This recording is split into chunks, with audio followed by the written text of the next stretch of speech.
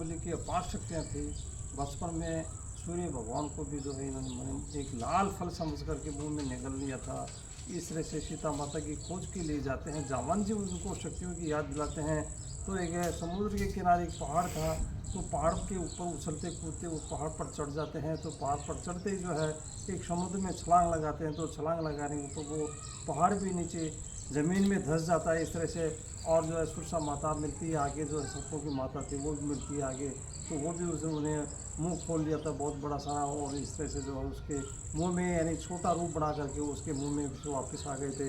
यानी बजरंगबली के पास में शक्ति भी थी कि छोटा रूप भी बढ़ा सकते थे और बहुत बड़ा विकराल रूप भी बढ़ा सकते थे। बहुत बड़ा विकराल रूप बढ़ा करके भीमसेन को दिखाया था। तो भीमसेन को इतना बड़ा विकराल रूप बढ़ाया था कि पहाड़ भी घुटनों के समान ही हो गया था, घुटने के बराबर हो गया था, इतना इतने दिखाया था। तो उस समुद्र को पार करके आगे जो है उसमें लंकिनी मिलती है। लंकिनी से पहले और भी मिलती है, वो राक्षसों की राक्षसी मिलती है जो एक छाया को देख करके पकड़ लेती थी। लंकिनी मिलती है, लंकिनी को जो है एक घूसा मार करके उसको गिरा देते हैं। और इसके बाद में जब है उसमें रावण को पता चल जाता है, तो रावण को पता चल राक्षसों को भेजते हैं। राक्षसों के भेजने के बाद में जब उसको जो है हनुमान जी को पकड़ने के लिए जाते हैं, तो हनुमान जी की जो है उसमें ब्रह्मास्त्र छोड़ते हैं। तो ब्रह्मास्त्र का भगवान बजरंगबली ने अपने आप सम्मान किया था, और सम्मान करने के बाद में उसको अपने आप ही बंध गए थे। और रावण के पास में जब वो ले जाया गया था, तो बड़े आत्मविश्वास के साथ में उनके प्रश्नों के उत्तर दे रहे थे। तो आत्मविश्वास इतना मजबूत था उनका, तो इसमें सारे के सारे प्रश्नों के उत्तर अब उसके पूंछ के आग लगा दी जाती है। तो ये सारी लंबी कहानी सुंदरकांड की बात है ये। तो जब उसके पूंछ लगा दी जाती है, आग के लगा देते हैं, पूरी लंका को जला देते हैं। और पूरी लंका को जलाने के बाद में जो है विभीषण का पता लगाते हैं, माता सीता को जब अंगूठी दिखाते हैं, इस तरह से जो है वापस समुद्र में आ जाते हैं। और उन्हें देव उनके बंधुओं के पास में आ जाते हैं। भगवान राम को सारी कहानी बताते हैं अयोध्या में, उसमें आकर के नगरी में आकर के।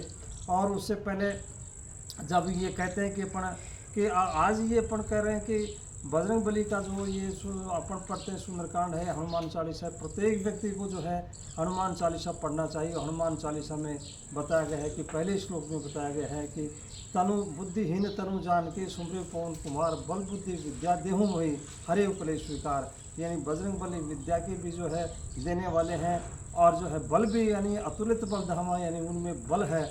और इसमें सारे के सारे जो है हमें शक्तियाँ देने वाले हैं। तो इसमें बजरंगबली के जो है हनुमान चालीसा का हमें प्रतिदिन प्रत्येक व्यक्ति को जो है, चाहे स्त्री हो, चाहे पुरुष हो, चाहे बच्चा हो, चाहे बूढ़ा हो, प्रत्येक आदमी को जो हनुमान चालीसा पढ़ना चाहिए। यूँ कहते हैं कि अपन कहते हैं कि दुख में सुख में सुमिरन सब करे, सुख में करे न कोई।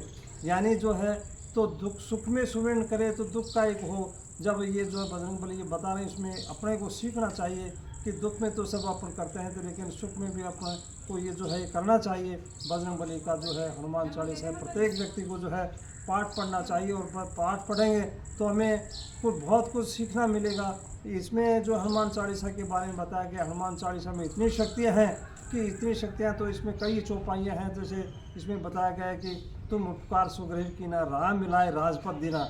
इसमें उपकार जो सुग्रीव के ऊपर किया था, तो उनको राजपद भी दिया था, और जो है एक भगवान से मिलाया था।